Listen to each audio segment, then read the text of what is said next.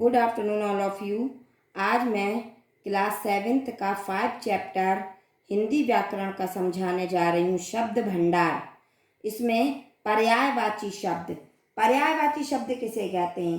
एक समान अर्थ बताने वाले शब्द को पर्यायवाची शब्द कहते हैं। जो एक शब्द के कई अर्थ बताए, यानी कि उन्हें हम पर्यायवाची शब्द कहते हैं। वो दिखने में अलग अलग शब्द होते हैं लेकिन अर्थ उनका एक सा ही होता है। जैसे पर्यायवाची शब्द उन्हें कहते हैं जिनका अर्थ लगभग एक सा ही होता है। हर शब्द के अर्थ में कुछ ना कुछ सूक्ष्म अंतर, यानी कि थोड़ा सा अंतर दिखाई देता है, जिसे हम पर्यायवाची शब्द कहते हैं। जैसे कमल और पंकज, यानी कमल मीन्स कमल का फूल और पंकज मीन्स भी कमल का फूल। उसी प्रकार से अग्नि मीन्स होता आग, लेकिन अनल, आग, पावक, दहन, ज्वाला, ये शब्द देखने में और लिखने में तो अलग अलग है, थोड़ा सा अंतर है, लेकिन मीन्स यानी कि अर्थ उनका अग्नि मीन्स यानी कि आग ही है। अमृत यानी अमय, पीयूष, सुधा, सोम। असुर मीन्स होता राक्षस, दैत्य, राक्षस, दानव, रजनीचर, निशाचर, ये सब क्या है? राक्षस, यानी राक्षस के ही पर्यायवाची हैं। आँख यानी कि द्रंग, नयन, चक्षु, नेत्र, लोचन। आकाश को हम लोग किस किस नाम से जान सकते हैं? आसमान, गगन, नभ, अंबर, अनंत, व्योम। आनंद यानी कि हर्ष, प्रसन्नता, उल्लास, आमोद, प्रमोद। इच्छा यानी कि जो हमारे अंदर से इच्छा उत्पन्न होती है, उसको हम किस किस नाम से जान सकते हैं? अभिलाषा, आकांक्षा, कामना, मनोरथ, लालसा। ईश्वर, परमात्मा, जगदीश, भगवान, परमेश्वर, ईश, प्रभु। कमल यानी कि अरविंद, नीरज, पंकज, जलज, अंबुज, नलिन, पदम, सरोज। कोमल मीन्स मुलायम, मृदु, नरम, मुलायम, सुकुमार। गंगा यानी कि जाह्नवी, भगीरथी, देवनदी, सुरसरी, मंदाकिनी, अलकनंदा। घर को गृह, निकेतन, सदन, आलय, गेह, भवन, धाम। चंद्रमा, चांद, निशाकर, सुधाकर, हिमांशु, शशि, राकेश, इंदु, सोम। जल, अम्बु, नीर, पानी, वारी, तोय, पै, सलिल, जीवन, ये सब क्या है? पर्यायवाची हैं। झंडा यानी कि पताका, ध्वजा, केतु। तालाब को झील, ताल, सरोवर, जलाशय, तड़ांग, सर। दिन, दिवस, वासर, वार, दिवा। धन को हम और क्या क्या कह के पुकार सकते हैं? द्रव्य, दौलत, वित्त, विभूति, मुद्रा, वशु, संपत्ति। नदी, तटनी, तरंगणी, सरिता, पैश्वनी, नद, सलिला। पवित्र यानी पुनीत, पावन, पुण्य, पाक, शुचि। एकार्थी प्रतीत होने वाले शब्द। एकार्थी यानी कि हिंदी भाषा में अनेक ऐसे शब्द हैं जो एकार्थक अर्थात एक जैसे अर्थ देने वाले प्रतीत होते हैं, यानी कि एक से अर्थ देने वाले प्रतीत होते हैं, परंतु वास्तव में उनके अर्थ अलग अलग होते हैं। जैसा कि पहले भी संकेत किया जा चुका है कि सभी शब्द एक से नहीं होते, यानी कि जो शब्द हैं वो एक से नहीं होते, उनमें सूक्ष्म अंतर अवश्य होता है, उनमें थोड़ा ना थोड़ा अंतर जरूर होता है। यहाँ कुछ ऐसे ही शब्दों की जानकारी दी जा रही है, जैसे अगम, जहाँ पहुँचा ना जा सके, और दुर्गम। थोड़ा सा अंतर है इन दोनों शब्दों में, अगम और दुर्गम में, और दोनों का अर्थ भी अलग अलग हो गया है। अगम मीन्स जहाँ पहुँचा ना जा सके, और दुर्गम मीन्स भी कठिन, जहाँ कठिनाई से पहुँचा जा सके। अधिक यानी कि ज़्यादा, और पर्याप्त यानी कि काफ़ी अर्थात आवश्यकता के अनुसार। अनिवार्य जिसके बिना कार्य संभव न हो, और आवश्यक यानी कि जरूरी। अभिवादन यानी कि आदर पूर्वक हाथ जोड़ना, और नमस्कार यानी कि समान अवस्था वाले को नमस्ते यानी कि छोटे बड़े सभी के लिए, और प्रणाम यानी कि गुरुजनों के लिए। अमूल जिसका कोई मूल्य ही ना हो, लगाया जा सके, और बहुमूल्य यानी कि बहुत कीमती। दोनों शब्द लगभग थोड़ा बोलने में एक से प्रतीत हो रहे हैं, लेकिन इनमें थोड़ा थोड़ा सा अंतर अवश्य है, इसलिए इन्हें एकार्थी शब्द कहते हैं। जैसे अवस्था यानी कि जीवन का एक भाग, और आयु यानी कि उम्र, पूरा जीवन। अस्त्र फेंक कर चलाए जाने वाले हथियार जैसे तीर, भाला आदि। और शस्त्र हाथ में पकड़कर चलाए जाने वाले हथियार जैसे तलवार, गदा आदि। अहंकार यानी अहंकार मीन्स भी घमंड, अभिमान मीन्स भी घमंड, और घमंड मीन्स भी घमंड यानी शक्ति या योग्यता से अधिक समझना। अहंकार, अहंकार कहते हैं ना, अहंकार आ गया। अभिमान यानी योग्यता होने पर गर्व करना, और घमंड यानी दूसरों को अपने से छोटा समझना। आदि यानी कि मानसिक रोग या चिंता, और व्याधि यानी कि शारीरिक रोग। ईर्ष्या यानी दूसरों की सफलता से जलना, और द्वेष यानी किसी कारण दूसरों के प्रति शत्रुता का भाव।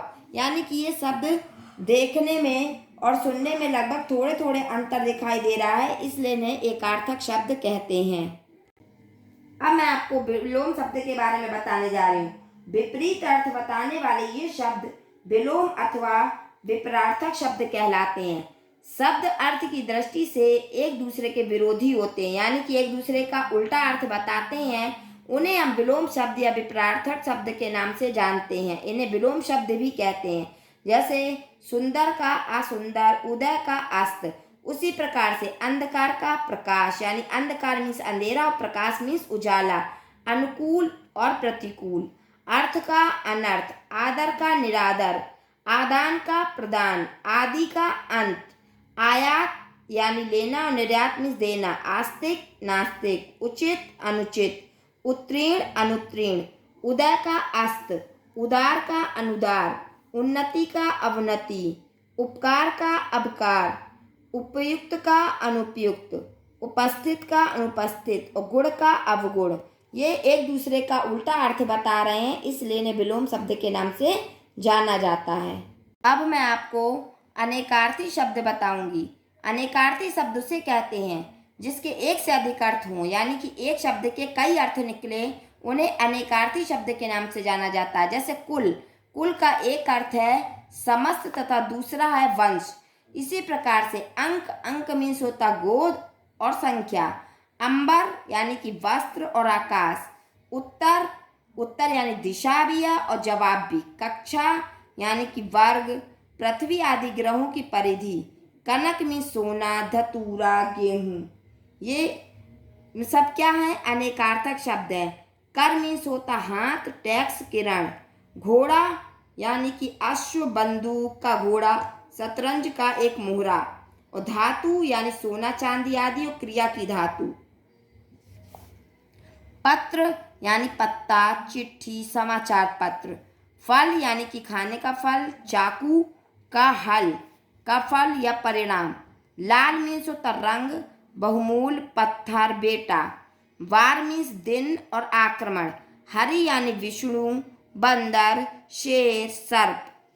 हल यानी समाधान और खेती में काम आने वाला हल। हार मीन्स गले का हार और पराजय। यानी कि एक शब्द के कई अर्थ निकले, उन्हें हम अनेकार्थी शब्द के नाम से जाने जाते हैं। अब मैं आपको वाक्यांश के लिए एक शब्द बताने जा रही हूँ। भाषा में संक्षिप्तता लाने के लिए अनेक शब्दों के स्थान पर एक शब्द का प्रयोग करना वाक्यांश के लिए एक शब्द कहलाता है। जैसे विज्ञान से संबंध रखने वाला वैज्ञानिक, यानी कि इतने लंबे सेंटेंस के लिए हमने एक शब्द का यूज़ किया, उसे हम वाक्यांश के नाम से जानते हैं, वैज्ञानिक। राजनीति से संबंध रखने वाला राजनीतिक। सब कुछ जानने वाला यानी कि सर्वज्ञ। जानने का इच्छुक यानी कि जिज्ञासु। जिस पर विश्वास किया जा सके विश्वसनीय। अच्छे भाग वाला सौभाग्यशाली। अत्याचार करने वाला अत्याचारी। अच्छा आचरण करने वाला सदाचारी। जिसका विवाह हो गया हो विवाहित। जिसकी उपमा ना दी जा सके अनुपम। जिसकी कोई सीमा ना हो असीम। जो न कभी बूढ़ा हो न कभी मरे अजर। जो नियम के अनुसार ना हो अनियमित। जिसका कोई अंत ना हो अनंत। जिसे पाना सरल हो सुलभ। जो देखने योग्य हो दर्शनीय। जो दूर की सोचे दूरदर्शी। जो मीठा बोलता हो मिष्टभाषी। जो कड़वा बोलता हो कटुभाषी। जिसे लोग चाहते हो लोकप्रिय, अनुकरण करने वाला अनुकरणीय। ये सब क्या है? वाक्यांश के लिए एक शब्द। इन्हें वाक्यांश के लिए एक शब्द यानी कि इतने बड़े सेंटेंस के लिए एक शब्द का प्रयोग करना ही वाक्यांश के लिए एक शब्द कहलाता है। मैं आपको समरूपी भिन्नार्थक शब्द यानी कि जो बोलने में एक सा उच्चारण देते हो लेकिन उनका अर्थ अलग अलग होता है, उन्हें समरूपी भिन्नार्थक शब्द कहते हैं।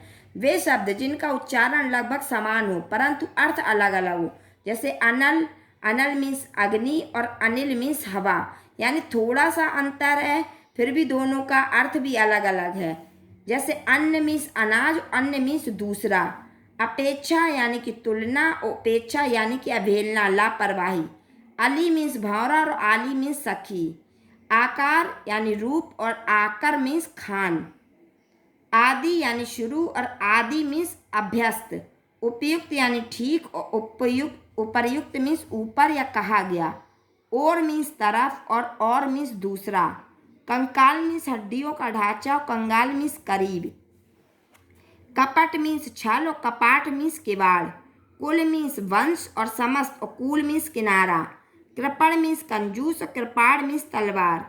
कोश यानी खजाना, कोश मीन्स शब्द भंडार। कर्म यानी काम और क्रम मीन्स सिलसिला। मीन्स घर और ग्रह मीन्स नक्षत्र। चर्म मीन्स चमड़ा और चरम मीन्स पराकाष्ठा। चिर मीन्स दीर्घ काल और चीर मीन्स कपड़ा। जरा मीन्स बुढ़ापा और जरा मीन्स थोड़ा सा। जल यानी कमल और जलद मीन्स बादल। तप मीन्स तपस्या और ताप मीन्स गर्मी। ये शब्द बोलने में लगभग एक से होते हैं, जिनका उच्चारण एक सा होता है लेकिन इनमें अलग अलग इनका अर्थ निकलता है, जिन्हें हम समरूपी भिन्नार्थक शब्द के नाम से जानते हैं। अब बच्चों आपको अब ये क्वेश्चन आंसर फाइंड आउट करना है। जैसे इसमें लिखा है कि पर्यायवाची शब्द से आप क्या आशय है, यानी कि पर्यायवाची शब्द की यहाँ पे परिभाषा लिखनी है। एकार्थी और अनेकार्थी शब्द में क्या अंतर है, यानी कि पहले एकार्थी शब्द की परिभाषा लिखेंगे और उसका उदाहरण लिख देंगे, फिर अनेकार्थी शब्द की परिभाषा और उसका उदाहरण लिख देंगे, तो दोनों का अंतर स्पष्ट हो जाएगा। विलोम शब्द को अन्य किस नाम से जाना जाता है, तो विलोम शब्द को विपरार्थी शब्द के नाम से भी जाना जाता है। यानी कि यहाँ पे आप लिख देंगे उसकी परिभाषा और विपरार्थी शब्द, तो वो उसकी परिभाषा हो जाएगी। तो ये क्वेश्चन आंसर आपको फाइंड करने हैं।